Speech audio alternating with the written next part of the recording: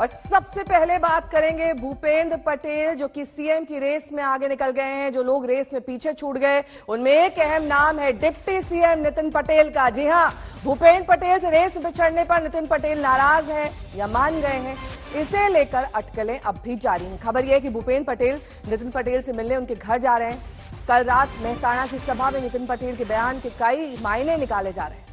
नितिन पटेल ने सभा में कहा कि मोदी साहब का सूत्र सबका साथ सबका विकास है।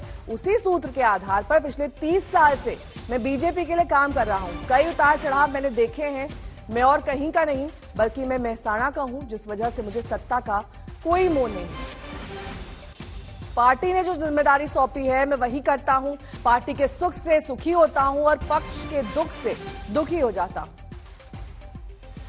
ये तमाम बातें नितिन पटेल ने सभा के दौरान कही और इसी सूत्र के आधार पर पिछले 30 साल से बीजेपी यानी कि पार्टी के लिए काम कर रहा हूं। कई उतार चढ़ाव उन्होंने देखे हैं। ये तमाम बातें नितिन पटेल ने सभा में साफ करी, लेकिन इससे फिलहाल ये साफ नहीं हो पाया है कि वो नाराज हैं या फिर मान गए हैं, क्योंकि अभी भी ये कहा जा रहा है कि नितिन पटेल को सीएम नहीं बनाए जाने से वो नाराज चल रहे हैं। इस वक्त भूपेंद्र पटेल अपने घर से निकल रहे हैं और सीधे जा रहे हैं नितिन पटेल के घर पे। ये एक अहम मुलाकात है क्योंकि नितिन पटेल की नाराजगी जग जाहिर है और यही वजह है कि इस वक्त नितिन पटेल के घर पर पहुंचकर उनसे मुलाकात करके उसके बाद कुछ मंदिरों का दौरा करेंगे। उसके बाद भूपेंद्र पटेल सीधे जाएंगे एयरपोर्ट, जहां पर अमित शाह आ रहे हैं, और उसके बाद ही स्वेरिंग इन सेरेमनी के लिए भूपेंद्र पटेल मुख्यमंत्री बनने के लिए पहुंचेंगे स्वेरिंग इन सेरेमनी में। कैमरामैन प्रशांत भट्ट के साथ विद्या, अहमदाबाद, आज तक। और मेरी सहयोगी गोपी घांगर इस वक्त तमाम जानकारी के साथ जुड़ गई हैं। देखिए गोपी, मान मनोवल का सिलसिला तो जारी है, लेकिन हर आदमी को ये उम्मीद होती है कि जिस पार्टी के लिए वो 30 साल से काम कर रहा है उसे सबसे आगे रखा जाए ऑप्शंस में। ऐसे में अगर नितिन पटेल नहीं मान रहे हैं तो क्या अमित शाह उन्हें मनाने की पहल करेंगे या फिर पार्टी का कोई और दिग्गज नेता वहां पहुंचेगा? क्या खबरें आ रही हैं? देखिए, बीजेपी के लिए ये कहा जाता है कि नितिन पटेल ने जिस तरीके से कल एक बयान दिया था, हालांकि बीजेपी के लिए ये कहा जाता है कि यहाँ पे जो डिसीजन लिया जाता है पार्टी की ओर से उसे हर किसी को मानना रहता है। लेकिन नितिन पटेल, अगर आपको याद हो नेहा, तो 2017 में भी नाराज हुए थे। उनको जो फाइनेंस मिनिस्ट्री है वो चाहिए थी, उनको वो नहीं दी गई थी, जिसकी वजह से 3 दिन तक उन्होंने चार्ज नहीं लिया था। आखिरकार उनको मनाया गया और मनाने के बाद उनको फाइनेंस मिनिस्ट्री दे दी गई थी। कल शाम को जब वो मेहसाणा पहुंचे तो मेहसाणा में भी उनका जो बयान आया है वो काफी दिलचस्प है।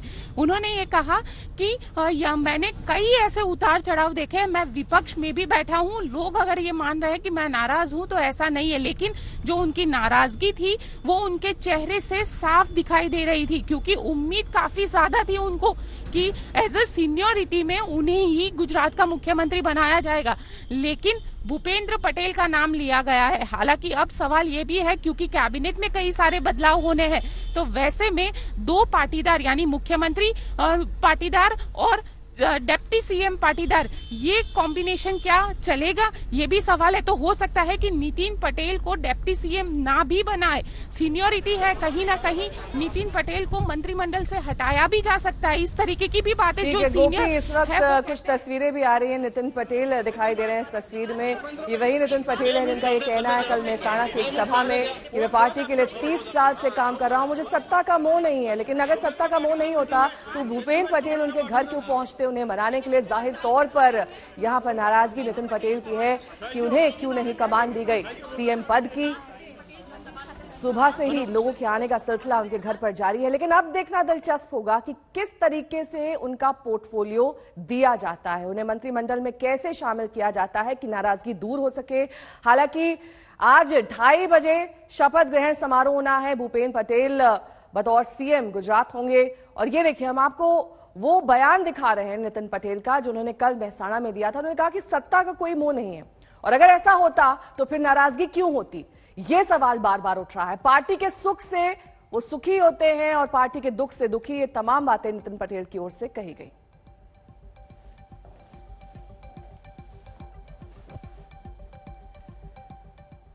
तो आज दोपहर 2:20 का मुहूर्त निकला है जब भूपेन्द्र पटेल गुजरात के नए सीएम के रूप में शपथ लेंगे और इस मौके पर गृह मंत्री अमित शाह, एमपी के सीएम शिवराज सिंह चौहान, गोवा के सीएम प्रमोद सावंत मौजूद रहेंगे। और आज सिर्फ पटेल ही नहीं, शपथ में 2 दिन बाद मंत्रिमंडल का विस्तार भी किया जाएगा।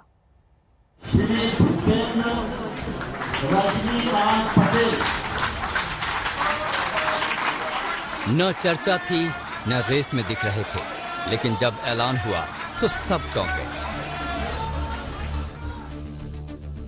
बीजेपी ने गुजरात के नए सीएम पद के लिए भूपेन्द्र पटेल के नाम पर मुहर लगा दी और विधायकों ने इस फैसले को अपनी मंजूरी भी दे दी। मैं सदन में ये पूछना चाहूंगा, इस काम के अतिरिक्त कोई प्रस्ताव है? कोई प्रस्ताव है? सारे लोग दोनों हाथ उठाकर सामने मीडिया माननीय नरेंद्र भाई, भाई कौन है? श्री नड्डा साहेब, गांधीनगर लोकसभा सांसद અને ગૃહમંત્રી વડીલ મંત્રી અમિત શાહ સાહેબનો આ તબક્કે ખૂબ ખૂબ આભાર માનું છું કે જેમણે જવાબદારી અમને સોંપી। गुजरात के नए सीएम के रूप में मनसुख मंडाविया, पुरुषोत्तम रूपाला, नितिन पटेल और सीआर पटेल के नाम की चर्चा थी, लेकिन कोर कमेटी की करीब घंटे भर लंबी बैठक के बाद भूपेन्द्र पटेल का नाम सामने आया तो सारी अटकलें धराशायी हो गई।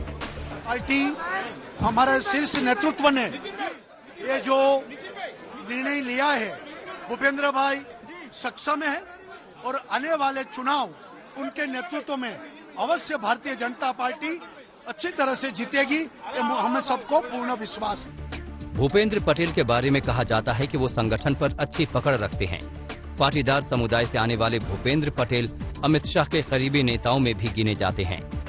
रजनीकांत पटेल हमारे घाटलोडिया के जो विधायक हैं, जिनके पास एक प्रशासनिक अनुभव भी है, उनको सर्वसम्मति से चुना गया है और गुजरात भारतीय जनता पार्टी गुजरात के विकास के लिए पूरी तरीके से प्रतिबद्ध है। माननीय प्रधानमंत्री श्री नरेंद्र मोदी जी के नेतृत्व में, माननीय गृह मंत्री श्री अमित शाह जी और हमारे राष्ट्रीय अध्यक्ष श्री जगत प्रकाश नड्डा जी के नेतृत्व में हम गुजरात के विकास के लिए सब आगे तत्पर हैं। अगले साल होने वाले विधानसभा चुनाव के लिए बीजेपी ने जिस भूपेन्द्र पटेल को अपना सारथी चुना है, वो 2017 में पहली बार अहमदाबाद की घटलोडिया विधानसभा सीट से विधायक बने और अब 2021 में वो गुजरात के सीएम की शपथ लेने जा रहे हैं। 2017 में वो 1,17,000 के रिकॉर्ड वोट से जीते थे। वो सबसे बड़े अंतर से जीतने वाले विधायक थे, लेकिन उनका जनाधार इतना बड़ा नहीं कि उनके नाम पर बीजेपी जैसी बड़ी पार्टी दांव लगा ले। राजनीति में वो आनंदीबेन पटेल के विश्वस्त माने जाते हैं। गवर्नेंस के नाम पर उनके पास अहमदाबाद शहरी विकास प्राधिकरण को 2 साल चलाने का अनुभव है। अपने इलाके में वो दादा के नाम से लोकप्रिय हैं। भूपेन्द्र पटेल को सीएम चुने जाने के पीछे पाटीदार फैक्टर को अहम माना जा रहा है। भूपेन्द्र पटेल करवा पाटीदार समुदाय से आते हैं। गुजरात में करीब 20 से 22% पाटीदार वोटर हैं, जिनमें करवा पटेल 60% और लेउआ पटेल 40% हैं। 2017 विधानसभा चुनाव में करवा पटेल के 27% वोट कांग्रेस के खाते में चले गए, जो कि 2012 के चुनाव से 18% ज्यादा थे। बीजेपी को इस समुदाय के 10% वोट कम मिले। यही वो समीकरण है जो भूपेन्द्र पटेल के पक्ष में गए और बाकी दावेदार देखते रह गए।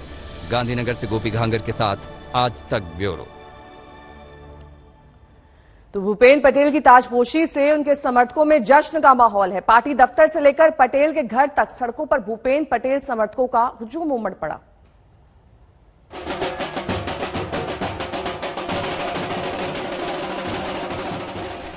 रंगारंग आतिशबाजी,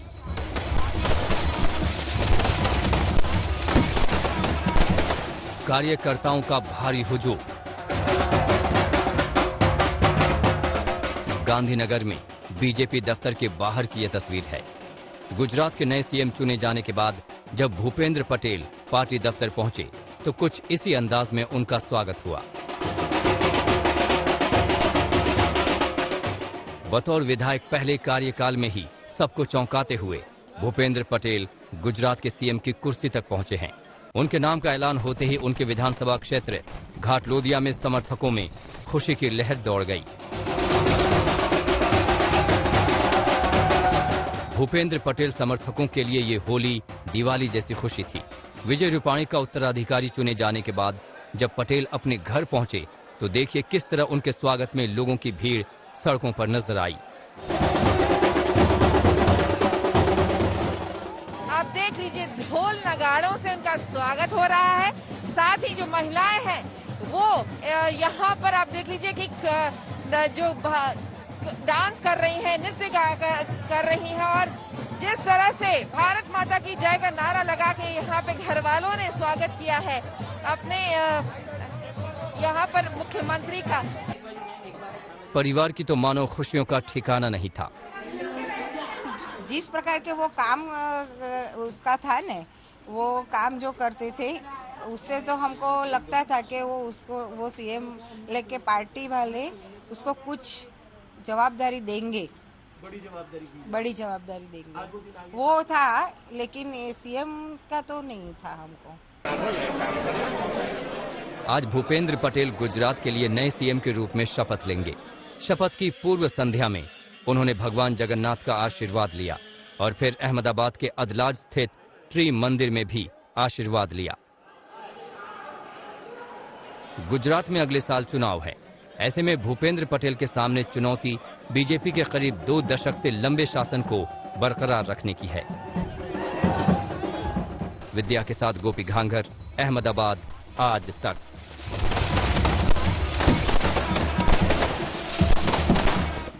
तो ये तो बात हुई गुजरात की। अब बात करेंगे यूपी में होने वाले चुनाव की। और इसकी तारीख वैसे तो 6 महीने बाद है, लेकिन बयानबाजी की कोई तारीख नहीं होती, वार पलटवार का समय भी नहीं होता।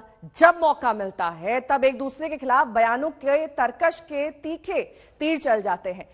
कुशीनगर में सीएम योगी ने समाजवादी पार्टी पर जमकर निशाना साधा। वहीं प्रियंका ने कांग्रेस के अस्तित्व पर सवाल खड़े किए जाने पर कहा कि ये तो वक्त ही बताएगा। उससे पहले आपको दिखा देते हैं, मुलाकात की तस्वीरें आ रही हैं इस वक्त। नितिन पटेल के घर पर मुलाकात की ये तस्वीरें। नितिन पटेल से मिलने पहुंचे हैं भूपेंद्र पटेल और ये कहा जा रहा है कि मान मुनव्वर का दौर कल रात से ही चल रहा है, क्योंकि नितिन पटेल ने एक सभा में जिस तरीके से बयान दिया उससे ये साफ हुआ कि वो पार्टी से और उनके निर्णय से खफा है।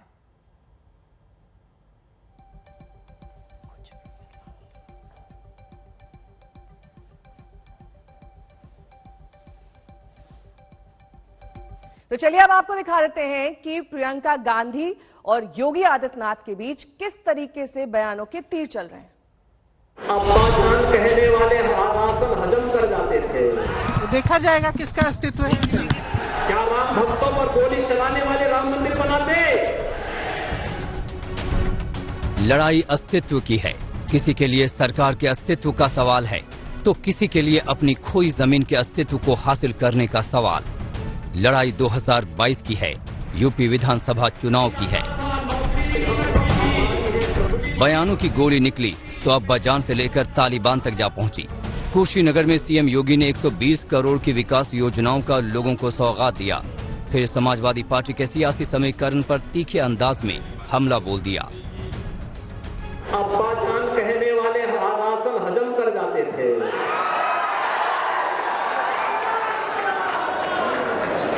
तब कुशीनगर का राशन नेपाल पहुंच जाता था, बांग्लादेश पहुंच जाता था, और आज कोई गरीबों का राशन निकलेगा तो राशन तो नहीं निकल पाएगा, लेकिन जेल जरूर चला जाएगा।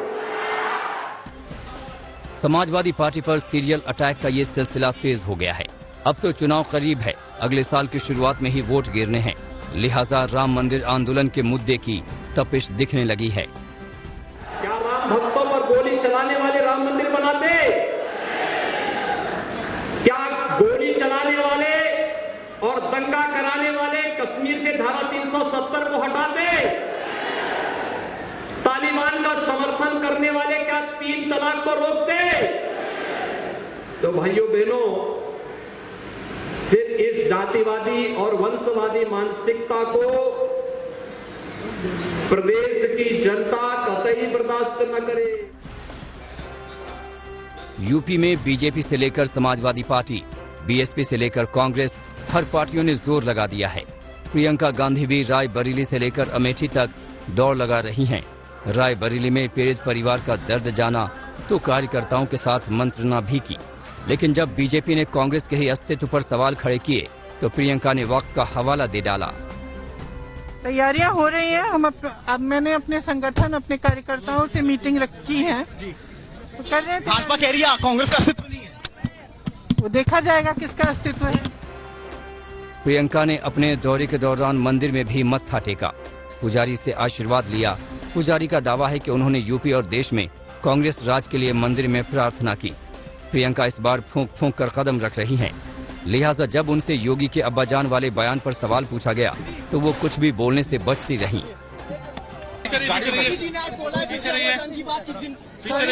योगी जी ने फिर बोला 2017 से पहले अब्बाजान जो करते थे उनको राशन खाली मिलता था। 2022 का चुनाव कांग्रेस के लिए भी लिटमस टेस्ट है, वहीं सीएम योगी के लिए सबसे बड़ा चैलेंज है। जबकि समाजवादी पार्टी को लगता है कि उसकी 5 साल फिर से सत्ता में वापसी होगी। वहीं मायावती को 2007 के करिश्मे को दोहराने का भरोसा है, लेकिन ये बात तो साफ है कि बयानबाजी का जो आसमानी तीर चला है वो कहां जाकर रुकता है ये कहना नामुमकिन है। कुशीनगर से संतोष कुमार सिंह, अमेठी से समर्थ श्रीवास्तव के साथ आज तक ब्यूरो। त्योहारों के मौसम की शुरुआत हो चुकी है, इसीलिए कोरोना प्रोटोकॉल को लेकर सख्ती भी जारी है। इंदौर में कोरोना और गणेश उत्सव को लेकर धारा 144 लगा दी गई, लेकिन यहीं बीजेपी विधायक आकाश विजयवर्गीय के जन्मदिन के जश्न में हजारों समर्थक जुड़ गए। उधर धौलपुर के एक मेले में पाबंदी के बावजूद जुटी भीड़ पर पुलिस ने सख्ती की।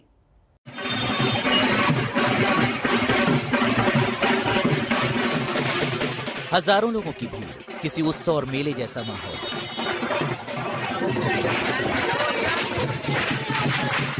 लेकिन ये गणपति उत्सव की भीड़ नहीं है, ये मौका है बीजेपी विधायक आकाश विजयवर्गीय के जन्मदिन का। इस मौके पर हजारों की संख्या में समर्थक मौजूद थे और पुलिस प्रशासन नदारा। वो भी तब जब कोरोना और गणेश उत्सव को लेकर इंदौर में धारा 144 और 188 लगी हुई है।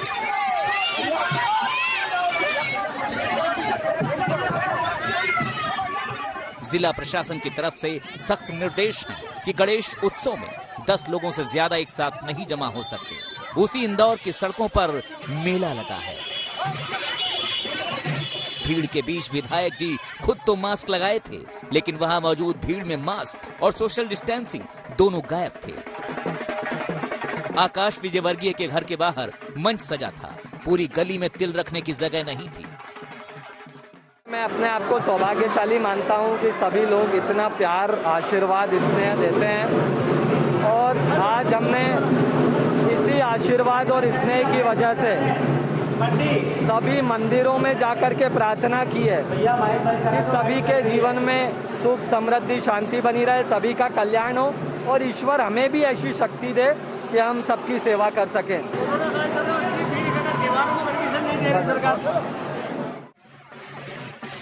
कोरोना का खतरा पूरी तरह टला नहीं है। एक तरफ प्रशासन आम लोगों के लिए सख्ती बरत रहा है, तो दूसरी तरफ भीड़ भाड़ की ऐसी तस्वीरें भी सामने आ रही हैं।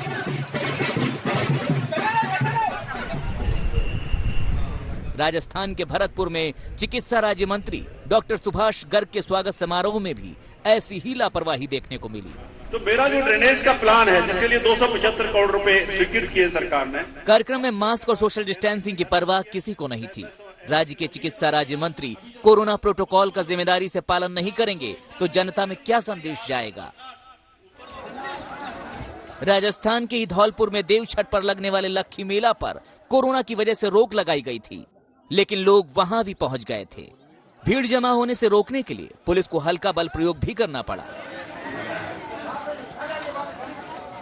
प्रशासन की तरफ से लगी रोक के बावजूद हजारों लोग डुबकी लगाने पहुंच गए थे। तीर्थराज मुचकुंद सरोवर को जाने वाले मुख्य रास्तों पर पुलिस बल की तैनाती थी, लेकिन श्रद्धालु दूसरे रास्तों से चलकर सरोवर पहुंच गए। पुलिस लाठी लेकर सरोवर किनारे जुटे लोगों को भगाती नजर आई। सवाल यही है कि पुलिस प्रशासन की यह सख्ती कोरोना प्रोटोकॉल तोड़ने वाले हर कार्यक्रम के लिए क्यों नहीं होती। इंदौर से धर्मेंद्र कुमार शर्मा और भरतपुर से सुरेश फौजदार के साथ उमेश मिश्रा, धौलपुर। तो आज पश्चिम बंगाल की सीएम ममता बनर्जी के खिलाफ प्रियंका टिब्रेवाल बीजेपी की तरफ से नामांकन दाखिल करेंगी। नामांकन से पहले सुबह 10 बजे बीजेपी भवानीपुर से अलीपुर तक एक रोड शो करेगी। जहां तक प्रियंका टिब्रेवाल की बात है तो वो 2014 में बीजेपी में शामिल हुई। पिछले साल उन्हें बीजेपी युवा मोर्चा का उपाध्यक्ष चुना गया। चुनावी हिंसा को लेकर कोलकाता हाईकोर्ट में याचिका की वजह से वो चर्चा में रही। वो पेशे से वकील हैं। अगर प्रियंका टिब्रेवाल की चुनावी रिपोर्ट कार्ड पर नजर डालें तो वो बहुत प्रभावशाली नहीं है। नगर परिषद से विधानसभा तक हर चुनाव में उन्हें हार का ही सामना करना पड़ा है। जो आम चुनाव हुआ उसमें भी नंदीग्राम सीट में सबकी नजर थी और हाई वोल्टेज लड़ाई हुआ था, लेकिन हमने जीता है। तो यहाँ भी जो भवानीपुर लड़ाई बिल्कुल हाई वोल्टेज होगा और भारतीय जनता पार्टी पूरी ताकत से लड़ेगी और जैसा कि पिछले चुनाव हुआ आमने सामने उसी प्रकार ही होगा। ममता बनर्जी नंदीग्राम में हारी, 2019 में अपने बूथ में भी हारी। मित्र इंस्टीट्यूशन में 345 वोट में भाजपा का लीड थी उस वक्त, इसलिए ये सीट भाजपा का सीट है। जनता 60-65% वोटिंग करेगी, ऊपर से नीचे में उतार आएगी, वोटिंग मतदान केंद्र पर जाएगी तो प्रियंका, बंगाल की बेटी प्रियंका जीतेगी।